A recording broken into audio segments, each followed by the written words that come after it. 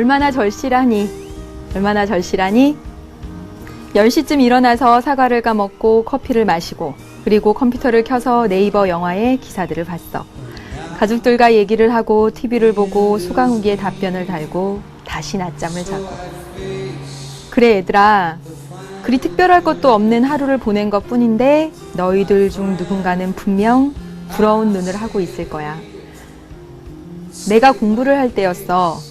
아침 6시 반이면 이미 집을 나서지. 바구니가 달린 자전거였는데 그 안에 도시락, 가방을 태우고 도서실로 가는 거야.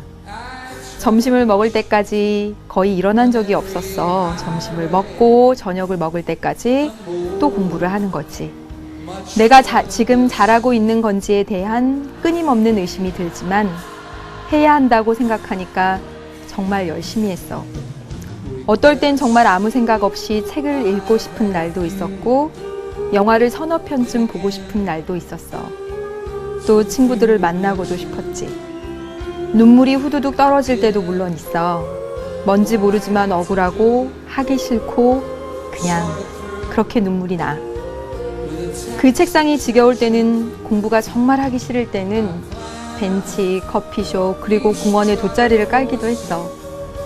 눈물이 나도 늦잠을 자고 싶어도 나는 왜 그렇게 미련을 떨었을까? 왜 그랬을까 얘들아? 나는 너무나 절실하게 원했던 거야. 되고 싶고 하고 싶은 것이 있었어. 봄이 왔구나. 따뜻한 봄이. 절실함이, 간절함이 담긴 꿈을 찾길 바래. 2012년 3월 12일 박봄. 음악은 로비 윌리엄스의 마이 웨이. 안녕하세요. 재밌는 정치? 네, 문제로 다가가는 개념 수능 특강 정치를 맡은 입니다. 이 글은요, 작년에 선생님이 썼던 글이었는데 거기다가 읽어보면서 여러분에게 좀 다시 말해주고 싶더라고요. 그래서 그 뒤에다가 3월 12일에 또 그때 3월 달의 느낌을 또 담아서 다시 덧붙여서 쓰여진, 장장 2년에 걸쳐 쓰여진 여러분에게 드리는 편지였습니다.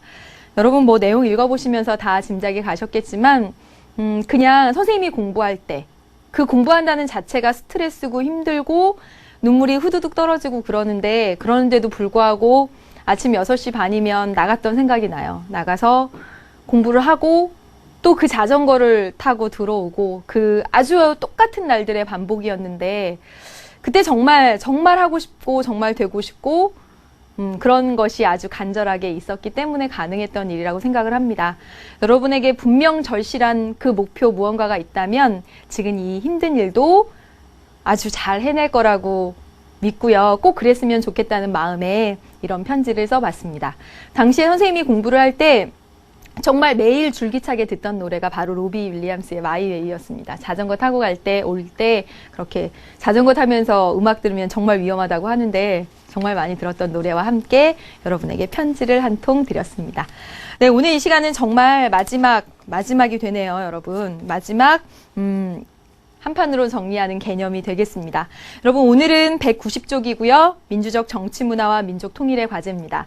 지난 시간 끝에 선생님이 여러분에게 안내해 드렸듯이 19, 20의 기본 문제와 실전 문제는 45강에서 한꺼번에 풀이를 하게 됩니다. 따라서 이번 강에서도 역시 기본 문제, 실전 문제 제외하고 나머지 한 판으로 개념 정리해보고요. 그리고 문제로 다가가는 개념 이렇게 해보고 그렇게 진행을 해 나가도록 하겠습니다. 오늘 여러분 20번째 민주적 정치 문화와 민족 통일의 과제입니다. 정치 문화와 통일입니다. 그래서 크게 두 가지로 오늘 개념 정리를 하게 될 텐데, 하나는 정치 문화고 그리고 하나는 통일이고요. 먼저 정치 문화 이야기부터 여러분과 해보도록 하겠습니다. 여러분, 정치 문화라고 하는 것은 정치에 대해 갖는 태도, 또 가치관, 이런 것을 정치 문화다라고 얘기를 합니다.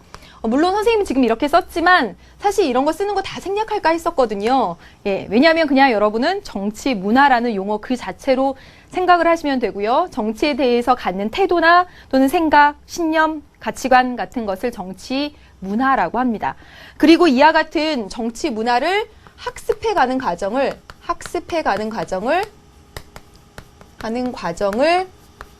정치 사회화다 이렇게 얘기를 하죠. 정치 사회화. 이 역시도 어떤 정치에 대해서 갖는 어떤 정당에 대한 생각 또는 어떤 정치적 이념에 대한 그런 생각들, 그런 것들은 사실 우리가 부모님에게 학교에서 또는 대중매체를 통해서 배워가기 때문에 그런 태도나 가치관을 갖잖아요. 그렇게 배워가는 과정들을 우리는 정치 사회화다 이렇게 얘기를 한다는 거죠. 우리 정치 문화와 관련해서는 가장 중요하게 공부할 것은 바로 정치 문화의 유형입니다. 유형. 정치 문화의 유형을 첫 번째로 이렇게 세 가지로 나누어 볼 수가 있습니다. 뭐냐면 정치적 방향, 정향이라고 나와 있는데요. 정치적 정향에 따라서 이런 어려운 말로 나와 있습니다. 정향이라는 것은 무엇이냐면 방향을 정한다 라는 뜻이에요. 그러니까 정치적으로 자신이 가지고 있는 방향성에 따라서 정향에 따라서 다음과 같은 세 가지로 나눕니다. 네, 한번 나눠볼게요. 이 내용은 여기 간단하게 필기를 하지만 여러분들이 반드시 꼭 알고 있어야 되는 내용인데 정치적 정향에 따라서 향리형, 그리고 신민형, 참여형의 정치 문화로 나눕니다. 참여형의 정치 문화로 나누죠. 이 세 가지는 꼭 기억하고 계셔야 되죠. 이 세 가지의 정치 문화는 어떤 상황에서 많이 나타나냐면 이것도 꼭 알아두세요. 향리형은 원시적인 어떤 전통사회, 원시 전통사회에서 이 향리형의 정치 문화가 많이 나타납니다. 이 신민형의 정치 문화는 국민이 신하처럼 느껴지는, 다시 말하면 권위주의 그런 사회에서 많이 나타나고요. 참여형은 현대 민주주의 사회에서 많이 나타납니다. 그러면 이 향리형, 신민형, 참여형의 정치 문화를 어떻게 구분하느냐? 지금부터 볼 네 가지 구분 그런 기준에 따라서 거기에 반응하느냐, 반응하지 않느냐에 따라서 이 정치 문화를 나눌 수가 있습니다. 첫 번째는 정치 체제. 우리 많이 봤던 내용이에요. 투입, 그리고 산출, 그리고 정치 주체.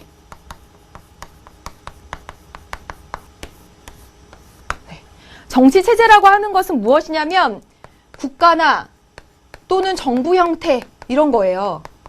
이런 것에 대해서 알고 있느냐 모르고 있느냐 하는 겁니다. 국가라는 것의 존재 또는 정부 형태 뭐 그런 거 있잖아요. 그런 것에 대해서 알고 있느냐 모르고 있느냐. 그것이 바로 정치 체제고, 투입이라고 하는 것은 우리가 요구를 막 보내는 것. 산출이라고 하는 것은 뭐였죠, 여러분?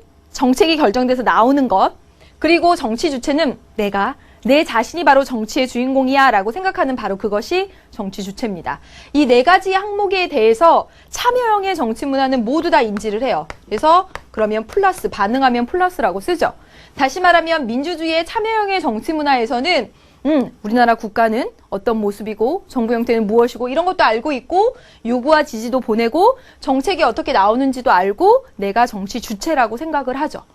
그래서 이와 같이 모두 플러스 반응.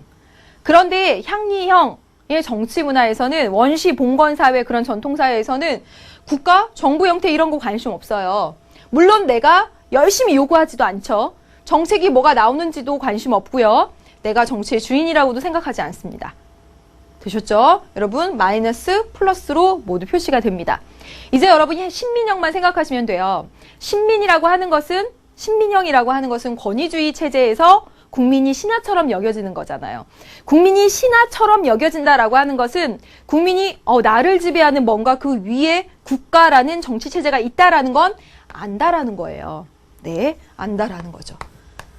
내가 신하처럼 느껴진다는 건 나에게 영향을 미치는 어떤 정책이 나오는 것도 안다라는 겁니다. 되셨나요?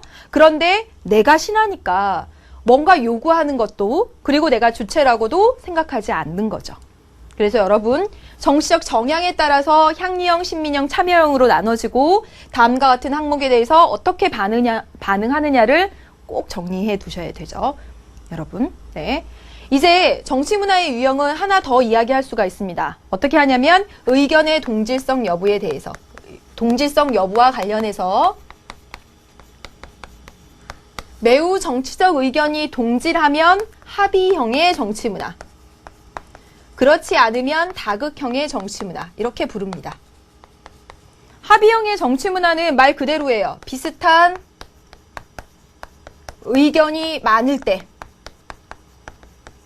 사회통합이 잘 되죠. 예, 사회통합이 아주 잘 됩니다. 그런데 다극형의 정치문화라고 하는 것은 국론이 분열되었을 때. 그래서 여러분 그림으로 그리면 많이 그렸던 내용이죠. 해볼게요. 가운데 중도적인 성향이 있고 여기 극좌, 극우가 있습니다. 그러면 선생님이 한번 그려볼게요. 예, 다음과 같이 한번 이렇게 그려볼까요? 그러면 어떤 정치문화일까요? 그렇죠. 반은 좌, 반은 우로 중도적인 의견은 부족하고 거의 없고 이것이 바로 다극형의 정치문화의 모습입니다. 반대로 또 그려보면 합의형의 정치문화는 비슷한 의견이 많은 이렇게 한번 그려볼까요? 예, 이렇게 그리면 극좌나 극우는 없고 중도 의견이 많은 바로 여기 합의형의 정치문화로 그릴 수 있겠습니다. 그래서 여러분 정치문화에 대해서 지금 이렇게 정치문화 정의 한번 해봤고요. 정치문화의 유형을 다음과 같이 말씀을 드렸습니다. 정치문화 부분에서 요 얘기를 조금 간단히 좀 해야 될 것 같아요. 하나만 플러스를 하면 뭐냐면 시민사회에 대한 부분. 여러분 민주적인 사회에서 많이 나타나는 정치문화는 참여형의 정치문화입니다. 참여형의 정치문화가 일반화된 그런 사회에서는 시민사회가 매우 잘 형성되어 있다고 봐요. 그렇다고 하면 시민사회가 무엇인지를 한번 그림을 통해서 한번 그려볼게요. 보시면 이렇게 어떤 국가나 정당, 국가도 있고 정당과 같은 정치기구가 존재하죠. 한 나라에는, 한 사회에는 정치기구가 존재하죠. 이와 같은 정치기구가 있고요. 또 한 사회에는 기업 등과 같은 경제기구가 있습니다. 시민사회라고 하는 것은 이 한 사회, 한 나라에 있는 정치기구나 경제기구로부터 굉장히 독립적인 그래서 정치기구와 경제기구를 감시하고 견제하는 그런 역할을 하는 것이 바로 시민사회입니다. 시민사회라고 하는 거 다시 정리할게요. 시민사회라고 하는 것은 정치기구와도 독립적이고 경제기구와도 독립적인 그런 공익을 추구하고 시민의 권리를 추구하는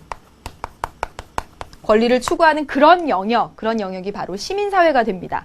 그래서 참여형의 정치문화가 아주 발달돼 있는 그런 민주주의 국가에서는 이 시민사회가 정치나 경제적인 영역으로부터 딱 독립적으로 존재하면서 이 시민사회가 정치기구나 경제기구를 감시하고 견제한다라는 것이죠. 그래서 이 권위주의 국가 같은 경우에는 이 시민사회가 잘 발달하지 못합니다. 민주주의 국가에서 바로 이 시민사회가 잘 발달해 있죠. 예, 여기까지 봤습니다. 여기까지 본 내용 여러분 정치문화의 유형 그리고 시민사회까지 이렇게 봤어요. 네. 이제 정치문화 전체적으로 봤고요. 이제 두 번째 볼 것은 무엇이냐면 여러분 통일입니다. 사실 통일은요. 출제가 됩니다. 되기도 하고 또 안 될 가능성도 매우 크지만 돼도 어렵게 안 나옵니다. 여러분 선생님이 매번 하는 말인데 수능 문제는 꼭 어렵고 중요한 개념만 내는 것이 아니고요.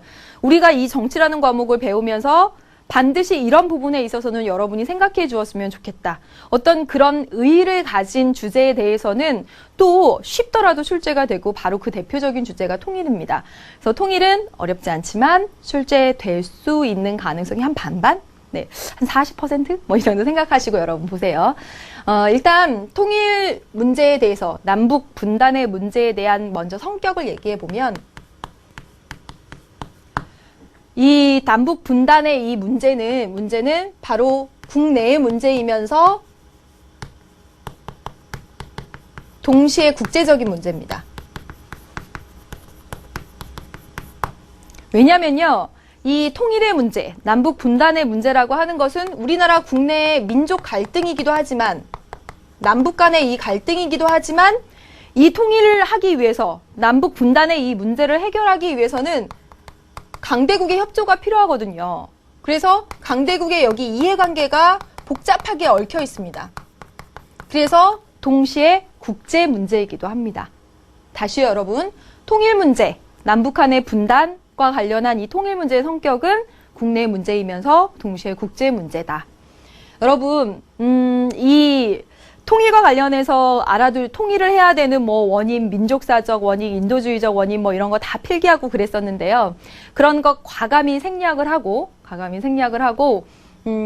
이 남북한의 체제에 대해서 또 비교를 간단히 해보면, 이건 뭐 다 아시는 내용인데 그냥 한 번만 점검을 한다라고 생각하시고, 이 남한은 자유민주주의 체제죠. 그래서 우리 헌법을 봐도 자유민주주의적 질서를 공고히 하고 이렇게 되어 있습니다. 그런데 북한은요, 공산당의 일당 독재 체제입니다. 일당 독재. 정치적으로 이런 모습이라면 경제적으로는 이 남한은 자본주의이면서 시장이 중심이 되는 시장 경제 체제. 그런데 북한은요, 북한은 사회주의 계획 경제 체제입니다. 이런 거 여러분 외우실 필요 절대 없죠. 그렇죠? 하나만 더 써보면 사회적으로 보면 남한은 개인주의, 이 개인의 권리라든가 개인의 가치가 중요한 반면 이 북한은 집단의 가치가 중요하고 그리고 아직도 이념이 훨씬 중요한 그런 사회입니다. 그래서 남과 북이 이렇게 다른 상황 속에서 이 남과 북의 통일은 정말 우리가 당면한 문제이면서도 또 국제적 문제이기도 한데, 우리 국제사회의 변화와 똑같이 발맞추어서 이 남북 간의 관계도 많은 변화를 겪었습니다. 그래서 여러분 90년대를 전후로 해서 이 남북 간의 관계의 모습이 좀 달라집니다. 왜냐하면 여러분 아시죠? 1980년대 말에 탈냉전의 조짐이 있었고 그리고 91년에 소련이 해체되고 하는 그런 국제사회의 변화가 있었잖아요. 그런 변화에 발맞춰서 남북 관계도 많이 달라졌습니다. 여러분 90년대 이전에는 냉전기였기 때문에 여러분 아시다시피 이 북한과의 관계도 굉장히 적대적이었죠. 그런데 90년대 이후에는 탈냉전 시기로 오면서 남북 간의 교류와 협력이 강화됩니다. 그래서 여러분 지금 쓴 내용들은 외우지 마시고 이 90년대 이전까지는 냉전이며 적대적이었지만 이 냉전에서 탈냉전으로 오는 중간에 냉전이 완화된 시기가 있었죠. 기억나시죠, 여러분? 냉전이 완화됐던 그 시기 1970년대에 맞춰서 우리나라도 1970년에 7.4 남북 공동선언을 했었습니다. 남북 공동선언 이렇게 쓸게요. 네. 그래서 이런 모습들도 나타났고 이런 냉전의 적대적인 흐름 가운데에서도 냉전이 완화됐던 시기에 7.4 남북 공동선언도 있었고 이제 1990년 이후에 탈냉전이 되면서 교류협력이 가속화됩니다.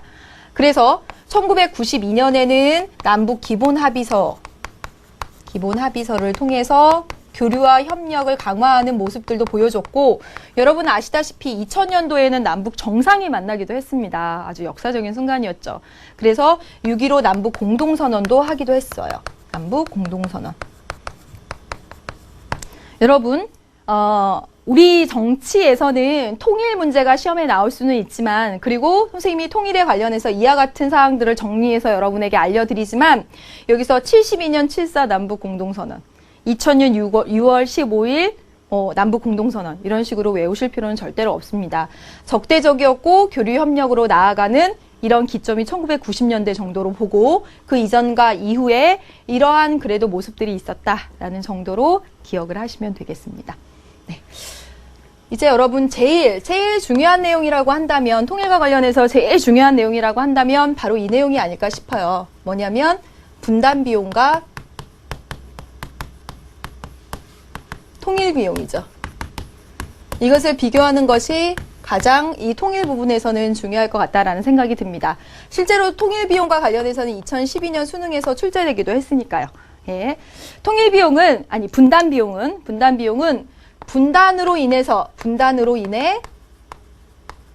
낭비되는 비용. 그래서 뭐라고 얘기하냐면 소모적 비용이다. 이렇게 얘기를 합니다. 소모적 비용. 우리가 분단이 되어 있기 때문에 지출을 할 수밖에 없는 비용. 통일만 되면 이 비용은 모두 진짜 안 나가도 되는 그런 비용들을 분단 비용이다라고 얘기를 합니다.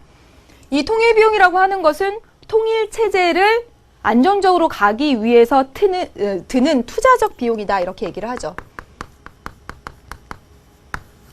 그래서 보다 구체적으로 얘기하면 남북한이 동일한 생활 수준, 동일한 삶을 영위할 수 있도록 하기 위해 드는 비용, 그것을 통일 비용이라고 하죠. 그래서 여러분, 우리의 소원은 통일이고, 통일은 우리의 당면 과제고, 통일은 반드시 해야 되잖아요. 그렇기 때문에 이 통일 비용은 반드시 들어가는 비용이죠. 그런데 이 분단 비용은 통일이 안 됐기 때문에 낭비되는 비용인 겁니다. 그래서 이 분단 비용을 이야기할 때는 우리가 보통 분단 비용으로 얘기하는 거는 군사 비용이잖아요. 우리가 이렇게 분단되어 있기 때문에 군사 비용이 더 많이 들죠. 한 나라의 군사 비용은 안 들 수 없는 거지만 분단이 되어 있기 때문에 군사 비용이 더 많이 듭니다. 이 군사 비용이 대표적으로 분단 비용으로 드는데 이렇게 눈에 보이는 군사 비용뿐만 아니라 눈에 보이지 않는 그런 분단 비용도 있어요. 무형의 분단 비용. 그래서 써보면 이산가족의 아픔. 이건 어떻게 수치로 표현할 수는 없는 거잖아요. 그렇지만 분명 분단되어 있기 때문에 우리 민족의, 우리 지금 옆 국민의 누군가는 굉장히 아파하고 있다는 거죠. 그것뿐만 아니라 여러분, 우리는 많이 지금 그냥 정말 일상적인 북한이 위협을 한다 어떤다 해도 그냥 아주 저러다 말겠지 해버리잖아요. 하도 만성화되어 있어서. 그런데 외국이 보기에는 굉장히 우리나라가 위험한 나라로 보일 수가 있다고요. 그래서 그런 어떤 전쟁의 위협이 상존하고 있고 그것에 따라서 다른 나라가 우리나라에 투자를 안 할 수도 있고요. 하려다가 안 할 수도 있고 또는 우리나라 내부에서 그런 그 전쟁의 위협으로 인한 심리적 압박이나 경제적인 가치 하락 이런 것도 있어요. 예, 정말 비용으로 눈에 딱 떨어지게 이렇게 보일 수 없는 무형의 그런 심리적인 압박이라든가 또는 이산가족의 아픔 이런 것도 다 분단 상태에 있기 때문에 어쩔 수 없이 낭비되는 그런 비용들입니다. 이것이 분단 비용이고요. 통일 비용은요.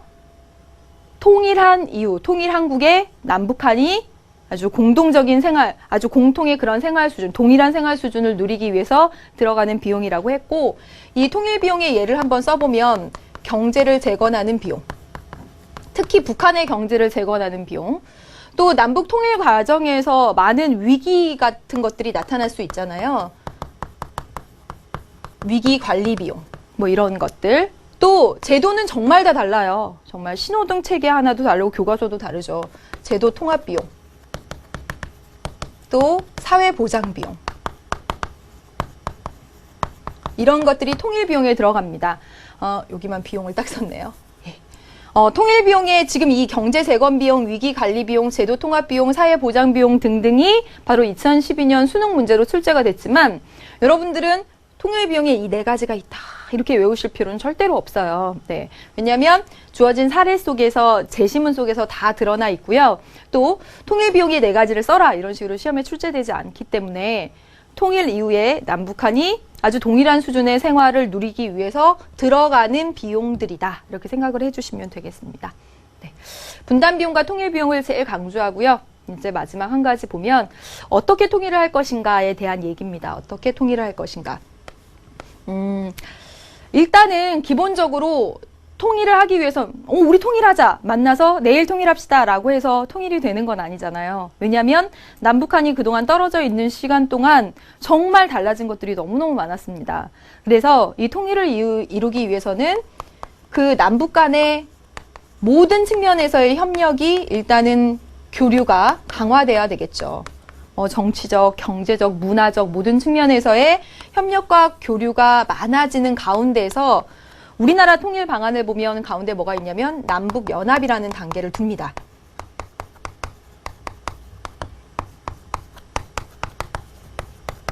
보세요. 무슨 말이냐면 잘 보세요. 우리가 통일이라고 얘기하는 거는 한 나라로 통합되는 것을 통일이라고 얘기하죠. 그런데 현실적으로 북한과 그리고 우리나라가 딱 만나서 내일부터 한나라 이렇게 하기는 현실적으로 어렵다고요. 그래서 많은 남북협력과 교류를 하는데 그 가운데 남북연합이라는 단계를 둔다라는 것입니다. 통일국가로 가기 위한 과도기적 단계로서. 무슨 말이냐면 여러분 유럽연합 생각해 보세요. 유럽연합 생각해 보면 프랑스 따로, 독일 따로인데 하나처럼 유럽연합으로 어떤 정치적 통합으로 그렇게 전 세계적으로 활동을 합니다. 그렇죠. 영향력을 끼치고요.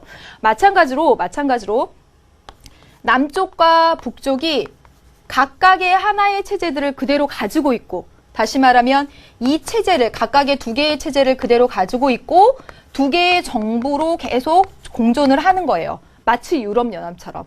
프랑스 따로 있고 독일 따로 있어서 각각의 나라로 존재하면서 유럽연합이라는 테두리 안에 있는 것처럼 똑같이 남과 북이 따로 독립적인 체제, 독립적인 정부로서 존재하되 남북연합이라는 테두리 안에 이렇게 같이 있는 거죠.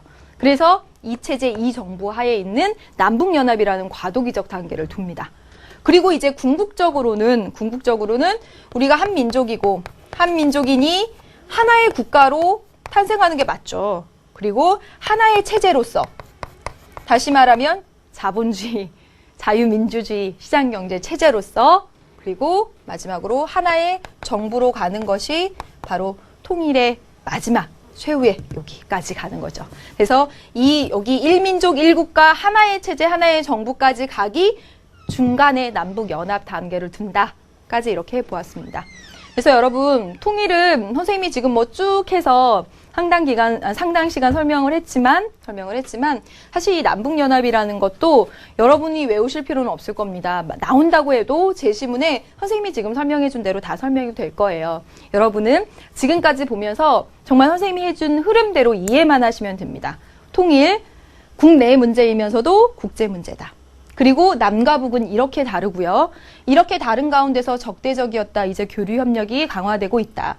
그 가운데서도 예전에 냉전 완화 시기에 이런 7사 남북 공동선언이라든가 이런 만남과 그런 것들은 꾸준히 있어 왔고요. 그리고 통일을 위해 치르는 분담 비용과 통일 비용, 그리고 통일 국가까지 가기에 중간에 과도기적 단계로서 남북연합이 있다까지 여러분 했습니다. 네, 여러분 여기까지 했고요. 이제 여러분에게 선생님이 드린 거 있습니다. 드린 거 뭐냐면, 자 보세요. 2페이지에 걸쳐서 민주적 정치 문화와 통일의 과제 관련해서 여러분 이제 문제로 다가가는 개념 보도록 하겠습니다. 여러분 수능하고 평가원을 보시면 평가원에서는 거의 난적이 별로 없습니다. 그런데 수능에 가보시면요. 통일 한 2번 최근에입니다. 최근에. 그래서 선생님이 한 40% 정도 된다는 것이 최근에 나와서 이렇게 말씀을 드린 거고요. 정치문화는 오히려 매년 출제가 됐었는데 최근에 정치문화가 오히려 출제가 안 되죠. 최근 2년간 정치문화가 안 나왔기 때문에 오히려 정치문화가 나올 것 같기도 하고 그렇습니다. 그래서 여러분 문제로 다가가는 개념 차근차근 보도록 하겠습니다. 시민사회라는 말이 나왔어요. 여러분 시민사회가 뭔지 좀 확인을 좀 해보기 위해서 보시면 시민사회 기구의 모토는 세계적으로 생각하고 지역적으로 행동하라는 것이래요. 즉 국제적인 감각을 가지고 전 세계가 하나라고 생각하면서 세계적인 이슈에 관심을 가지면서 정말 지역적으로 내가 보이는 바로 그 자리에서 열심히 활동하라는 것입니다. 그래서 세계화된 경제화에서 시장의 힘이 지역사회의 복지를 헤아리지 못하고 있다. 시장은 경제기구도 지역사회의 그런 복지를 헤아리지 못하고 있고 국가도 보세요. 국가도 보면 지구온난화와 테러 위협 등 국경을 초월할 문제를 다루기에는 너무 허약하고 또 지역사회 요구에 부응하기에는 너무 국가라는 단위가 크니까 시장도, 즉 경제기구도 정치기구도 모두 처리하지 못하는 그런 문제들이 생기더라. 그래서 이러한 상황 속에서 바로 이 시민사회라고 하는 것이 국제적인 연대를 통해서 주민들 스스로 자신의 이익, 시민의 권리를 찾을 수 있게 한다. 여러분 요약을 해보면 이해되시죠, 여러분? 시장이라는 기업이라는 경제기구도 또 국가라는 정치기구도 처리할 수 없는 그 많은 문제들에 있어서 시민사회가 그들의 권리를 주장하고 공익을 위해서 많은 활동을 하게 된다라는 이야기입니다. 다음 볼게요. 보겠습니다. 시민사회 관련해서요. 이 시민사회가 발전하게 되면 하나의 시민단체가 공공정책을 산출해낼 것이다. 여러분, 들렸죠? 공공정책을 산출하는, 만들어내는 것은 국가기관이 하는 겁니다. 따라서 틀린 얘기. 또 보세요. 시민사회는 보편적 가치의 범세계적인 구현에 이바지할 것이다. 공익과 시민의 권리를 추구하니까. 맞죠? 또요. 고위공무원에 대한 인사청문회가 적법하게 시행될 것이다. 그럼 보시면 고위공무원에 대한 인사청문회. 보시면 시민사회가 정치와 경제를 감시하고 견제하긴 하지만 고위공무원에 대한 인사청문회는 어디서? 국회라는 입법기관에서 하는 겁니다. 따라서 시민사회의 권한이라고 볼 수 없죠. 그래서 여기까지 해봤고요. 이제 정치문화로 넘어가겠습니다. 보세요, 여러분. 네 가지 차원에 대한 어떤 정치문화인지 찾아보세요. 네 가지 차원 기억나세요? 정치체제, 투입, 산출, 정치주체. 이 네 가지였죠. 이 네 가지 차원에 대해서 특별한 인식과 반응이 다 거의 없는 유형. 그럼 뭐였습니까? 다 마이너스 향리형이죠. 또 볼까요? 니은. 정치체제와 산출에 대해서는 비교적 높은 인식을 하는데 다른 두 개, 나머지 두 개, 기타 차원 뭘까요, 여러분? 내가 정치 주체라고 생각하는 것, 그리고 투입에 대해서는 인식을 못하는 것. 이건 마이너스. 요거 두 개는 플러스. 여러분 이게 뭐죠? 그렇죠. 신민형이죠. 다음 보세요. 네 가지 모두에 대해서 분명한 인식, 높은 반응. 다는 그러면 참여형입니다. 이제 하나씩 보도록 하겠습니다. 가에서는, 향리형에서는 개인들은 정치체제에 대한 인식이 낮죠. 맞습니다, 여러분. 정치체제에 대해서 인식하지 못합니다. 맞고요. 가에서, 향리형에서 국민들은 정부 기구의 운영, 정부 기구의 구성과 운영에 대해서 알지 못하고 있다. 여러분, 정부는 어떻게 구성되어 있고 어떻게 운영하지? 그것이 바로 정치체제잖아요. 그렇죠? 같은 얘기입니다. 또 보세요, 여러분. 가의 국민들은 바쁜 농사철에도 국가 위기 극복을 위해서 징집 명령에 예외 없이 복종한다. 여러분 보시면 이 가는 향리형입니다. 그리고 여기서 나온 것은 뭐냐면 징집 명령이에요. 국가에서 나온 어떤 산출입니다. 이거에 예외 없이 복종한다. 우리는 신하니까. 여기서는 향리형이 아니라 나라고 해야지 보다 더 맞겠죠. 그래서 틀렸습니다. 가의 국민들은 개정된 연금제도의 문제점을 알면서도 연금 납부를 계속하고 있다. 여러분, 개정된 연금제도 정책이 나온 거예요. 정책에 대해서도 알면서도 그랬습니다. 향리형은 정책에 대해서 모릅니다. 그렇죠? 산출에 대해서도 몰라요. 다 몰라요. X입니다. 다음 보겠습니다. 나에서는 이제 신민형이죠. 신민형에서는 권위주의 정치체제가 나타나죠. 했었습니다. 또 신민형에서 국민들은 공공의 이익을 위한 시민단체 활동은 하지 않습니다. 적극적이지 않습니다. 내가 주체라고 생각하지 않고 요구하지 않으니까. 또 보세요. 신민형에서는 다수 국민이 정치적 의사결정 과정에서 성취감을 느끼게 된다. 신민형에서 국민들이 참여하지 않아요. 잘 참여해야 내가 주체라고 생각해야 성취감 느끼겠죠. 틀렸습니다. 또 주세요. 참여형에서 시민들의 정치적 의사표현이 다양해질 것이다. 그렇네요. 또 참여형의 국민들은 요구사항이 있는 경우 공공기관에 적극적으로 의견을 내겠죠. 참여형이니까. 참여형에서는 자신의 정체성을 국민보다는 지역 주민으로 제한하는 사람이 많다. 여러분, 참여형에서 자신을 정치 주체라고 생각합니다. 따라서 나는 이 사회의 국가의 일원으로서, 국민으로서 내가 주체라고 생각해요. 따라서 제한하는 경우, 지역 주민으로 제한하는 것이 아니라 나는 하나의 당당한 주체, 정치의 주체라고 생각하죠. 틀렸습니다. 또 넘겨주세요. 네. 가에서는, 즉 향리형에서는 신민형에서보다 구성원이 자신의 삶에 대한 정부의 영향력을 인식하는 정도가 높을 것이다. 여러분, 향리형에서는 정부의 어떤 영향력 이런 것도 인식하지 못합니다. 모두 다 마이너스였어요. 그렇죠? 틀렸네요. 신민형에서는 향리형에서보다 정부의 행위나 정책에 대한 구성원의 인식이 낮게 나타날 것이다. 여러분, 신민형은 정부의 구성이나 이런 것에 대해서는 알아요. 그렇죠? 특히 향리형보다는 더 높습니다. 그러니까 틀렸고요. 또 향리형과 신민형에서 시민들은 정치 참여에 소극적이겠죠. 그렇네요. 둘 다 소극적입니다. 또 향리형에서는 참여형에서보다 구성원의 자신의 주체적 참여가 투입 과정에 미치는 영향력을 여러분 향령에서 내가 정치적 주체다라고 생각하지 않죠. 틀렸습니다. 다음 보겠습니다.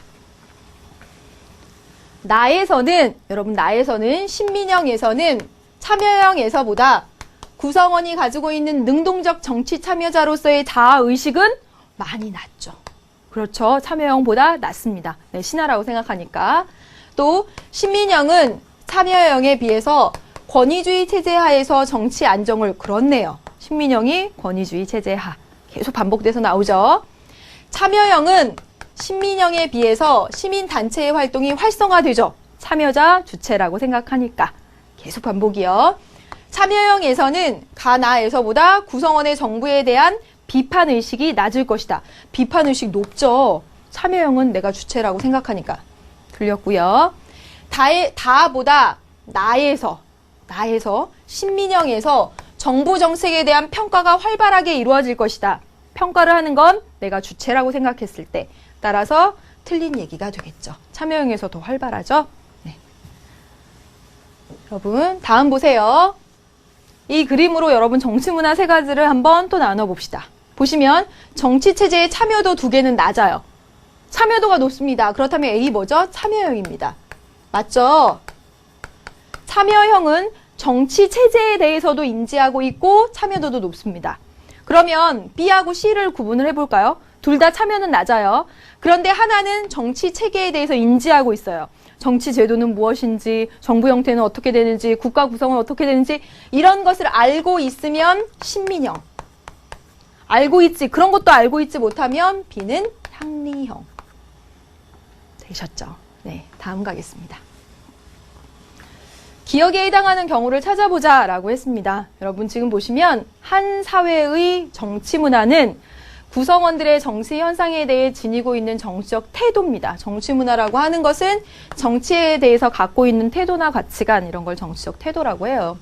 그리고 이 정치적 태도는 각 개인이 지니는 정치적 정향에서 비롯돼요. 정향, 방향. 그래서 이 정향은 인지적 정향, 정서적 정향, 평가적 정향으로 구분돼요. 인지적 정향이라고 하는 것은 지식입니다. 지식. 여러분 기억하세요. 지식. 이것만 보고 생각하시면 돼요. 그리고 정서적 정향은 어떤 감정입니다. 감정. 그리고 평가적 정향은 종합적인 어떤 가치 판단입니다. 옳다, 그르다라고 하는 것. 그럼 보세요. 지금 사례들 가운데에서 어떤 것이 정서적 정향에 해당되는지 보세요. 인지적인 건 지식이었고 정서적인 건 감정이었고 평가적인 건 옳다, 그르다라고 하는 가치 판단이었습니다. 여기 다 설명을 해줘요. 이렇게 보세요. 갑은 신문 광고를 보고 향후의 모임에 참석했어요. 신문 광고를 봤답니다. 지식과 정보를 얻은 거죠. 그렇죠? 그러면 여기서 나타나는 건 인지적인 겁니다. 인지적. 되셨나요? 또 보세요. 을은 정부 정책의 문제점을 알고 있습니다. 그러면서도 그대로 수용했습니다. 여기서 여러분 나타나는 것은 뭐냐면 알고 있으면서도 그대로 수용했다. 정책은 알아요. 그런데 그대로 따랐습니다. 여기서 나타나는 건 신민형 정치 문화가 나타납니다. 되셨나요? 또 보세요. 병은 이웃과의 불화로 전체 주민회의에 참석하지 않았다. 여러분 이웃과 불화가 났습니다. 감정적인 문제죠. 이것이 바로 뭐예요? 정서적인 정향이죠. 되셨나요? 또 보세요, 여러분. 정은 연고주의에 따라 특정 정당을 적극적으로 후원하고 있습니다. 연고주의. 연고주의가 뭐죠? 아, 나랑 같은 교양 사람이고 나랑 같은 학교 나왔고 이게 바로 여러분 뭐예요? 감정이잖아요. 역시 정서적인 측면이죠. 또 보세요. 무는 정책 분석을 통해서 얻은 대안을 시민단체에 제시했다. 여러분 정책 분석을 통해서 그것은 옳고 그르다 라는 가치 판단을 했죠. 가치 판단을 한 것이니까 여러분 이것은 평가적인 정향입니다. 절대 외우지 마시고 인지적, 정서적, 평가적 정향 이렇게 하는 것은 교과서 사실 바뀝니다. 그렇다면 이런 것들은 바로 방금 보신 대로 제시문에 다 나옵니다. 인지적이라고 하는 건 지식 정보다. 그리고 정서적은 감정이다. 그리고 평가적이라는 것은 가치 판단이다. 찾으시면 되는 거예요. 찾으시면 됩니다. 그대로 제시문 보면서. 이제 마지막 하나 남았죠? 보겠습니다. 다음 질문에 예라고 대답할 수 있는 정치문화의 유형을 적어봅시다. 보세요, 여러분. 최저임금 수준이 정책이 얼마인지 정책을 압니다. 정책을 알아요. 정책을 아는 건 산출에 대해서 아는 거죠. 산출에 대해서 알고 있습니다. 라고 하면 산출에 대해서 풀었으면 이것은 바로 신민형 정치문화도 그렇고 참여형 정치문화도 그렇죠. 됐나요? 또 보세요, 여러분. 최저임금 인상을 요구하는 집회에 참석을 했습니다. 여러분, 이건 뭐죠? 참여한 겁니다. 내가 참여한 건 정치 주체로서. 정치 주체로서 여기에 플러스가 되면 이것은 바로 그렇죠. 참여형의 정치문화입니다. 보세요. 다음. 어느 국가기관에서 최저임금 관련법을 제정하고 있는지 알고 있습니까? 라고 했어요. 어느 국가기관이 어떠한 일을 하는지. 다시 말하면 정치체제에 대해서 알고 있는지. 알고 있다면 여러분 신민형이고, 신민형도 여러분 알고 있죠? 참여형은 당연히 다 플러스니까 알고 있고요. 마지막입니다, 여러분. 본인의 활동을 통해 최저임금 수준을 바꿀 수 있다고 생각합니까? 이랬습니다. 본인의 활동, 여러분 보세요. 참여, 정치 주체죠? 그러면 이거 참여형이죠. 되셨나요? 조금 어려워지면 다음과 같이 사례 속에서 정말 산출을 묻는 것인지, 정치 주체를 묻는 것인지, 정치 체제를 묻는 것인지를 찾으셔야 됩니다. 그래서 여기에 플러스면 참여형이고, 여기에 플러스면 뭐 신민형이고, 여기에 플러스면 마이너스면 뭐고, 이런 것까지 찾으실 수 있어야 해요. 네, 여러분 여기까지 했는데요. 우리 교재에 보시면 193쪽의 정치문화의 종류도 다 봤습니다. 그래서 194쪽의 심화탐구, 정치문화의 세 측면, 여기 방금 봤던 이 내용을 읽어보도록 하겠습니다. 여러분 보세요. 방금 봤던 바로 그 내용입니다. 보시면 정치문화의 세 측면, 갑, 을, 병이 있고요. 세 가지로 크게 인지적, 감정적, 평가적인 측면으로 구성됩니다. 오른쪽 갑에서 보면 인지적 측면이 나타났어요. 미국의 정부 형태는 대통령제야. 지식이 나타나고 있죠. 그렇죠? 을에게는 감정적인 측면이 나타났어요. 왜요? 우리 대통령은 좋은 사람이야. 감정이 드러났죠. 그렇죠? 또 보세요. 병에게서는 평가적 측면이 발견됩니다. 대통령제는 신생 독립국에 굉장히 적합해 라고 하는 것은 가치 판단을 해서 드러난 것이기 때문이죠. 그래서 보면 인지적 측면은 개인이나 집단이 현실 정치에 대해서 어떻게 이해하고 있느냐, 이는 정치적 대상에 대해서 얼마만큼의 지식을 갖고 있느냐를 표현한 겁니다. 또 우리나라 대통령이 갖고 있는 권한이 무엇인지 알고 그러한 권한 행사 과정을 지켜보면서 다른 참여자들보다 대통령이 정치 과정에 더 큰 영향력을 미치고 있다고 믿는 그것이 바로 그러한 예입니다. 길게 써져 있지만 여기 인지적 측면이라고 하는 것은 지식을 강조한 내용 되겠죠. 네, 또 보세요. 다음으로 감정적 측면이라고 하는 것은 뭐냐면 정치적 대상에 대해서 어떤 감정을 갖고 있느냐. 그래서 좋고 나쁨을 나타내는 것을 포함하게 됩니다. 마지막으로 보면 평가적 측면이라고 하는 것은 정치적 대상을 어떻게 판단하며 어떠한 견해를 가지는가와 관련이 있습니다. 그래서 이것은 정치적 대상에 대한 어떤 가치 판단을 의미합니다. 그래서 옳다, 그르다라고 하는 것. 방금 봤던 문제에서 확인하셨던 내용이 우리 교재로 다시 한번 정리가 됐습니다. 네, 다음 볼게요. 정치적 신뢰감과 정치적 효능감 이렇게 나왔습니다. 보시면 정치적 태도, 신뢰감과 효능감이 무엇인지를 여러분 그 의미를 한번 보세요. 정치적 태도와 참여 형태의 관계를 이해하는데 중요한 개념은 정치적 효능감과 신뢰감입니다. 여러분 효능감이라고 하는 것은 무엇이냐면 보세요. 개인이 정치 행동이 정치적 인물이나 정책 결정에 영향을 미칠 수 있다는 의식. 효능감이라고 하는 것은 효과를 내는 것을 말합니다. 그래서 내가 참여했을 때 정말 바뀌나? 정책에 영향을 주나? 이것이 바로 효능감입니다. 효능감이 높으면 열심히 활동하겠죠. 내가 조금만 활동하면 이렇게 바뀌는구나. 이것이 바로 효능감이에요. 그리고 정치적 신뢰감이라고 하는 것은 무엇이냐면 전반적인 정치 질서나 정치를 이끌어가는 담당자들에 대한 믿음. 이건 어렵지 않죠. 효능감만 여러분 한번 정리를 하겠습니다. 효능감이라고 하는 것은 내가 참여하고 내가 행동을 했을 때 변화시키거나 영향을 미칠 수 있는가라고 하는 것을 효능감이라고 한다. 이렇게 했습니다. 조금 더 여러분 읽어보시고요. 195쪽에 1번, 2번 문제를 이제 마지막으로 풀겠습니다. 네, 넘겨주시죠. 다음에 가, 다에 대한 설명으로 옳은 것은? 자, 보세요, 여러분. 아까 봤던 내용입니다. 네 가지 차원에 대해서 특별한 인식이 없다. 그러면 향리형. 그렇죠? 그 다음에 체제와 산출 과정에 대해서만 인식이 있다. 다른 것에는 없다. 신민형이죠. 그 다음에 네 가지 다 분명한 인식과 반응을 한다. 여러분, 참여형입니다. 되셨습니까? 볼게요.